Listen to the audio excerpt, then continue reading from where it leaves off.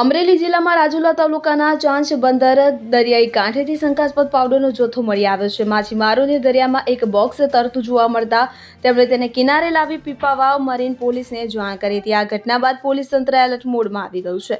માછીમારોને પરત આવતી વખતે દરિયામાં પાવડરનું એક બોક્સ તરતું જોવા મળ્યું હતું કે જેથી માછીમારોએ આ બોક્સને ચાંચ બંદરના દરિયાઈ કાંઠે લાવી પીપાવાવ મરીન પોલીસને જાણ કરી હતી કે જેથી પીપાવાવ મરીન પોલીસની ટીમ દોડી આવી હતી અને આ શંકાસ્પદ પાવડર હોવાને કારણે અમરેલી સ્પેશિયલ ઓપરેશન બ્રાન્ચની ટીમને પણ બોલાવવામાં આવી હતી. એસઓજીના પીઆઈ આરડી ચૌધરી સહિત અન્ય એજન્સીઓએ તપાસ હાથ ધરી છે.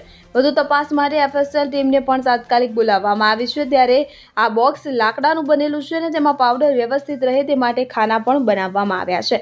આ સફેદ પાવડર નશીલા પદાર્થ હોવાની પોલીસને પ્રબળ શંકા છે. આ જથ્થો મહુવાથી રાજુલાના મધ દરિયામાં આંતરરાષ્ટ્રીય દરિયાઈ સીમા પરથી મળ્યો હોવાનું પ્રાથમિક તપાસમાં સામે આવ્યું છે.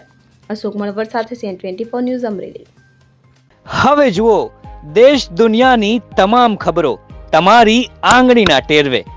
ઉઠાવો મોબાઈલ અને Google Play Store પરથી ડાઉનલોડ કરો અમારી CN24 ન્યૂઝ મોબાઈલ એપ.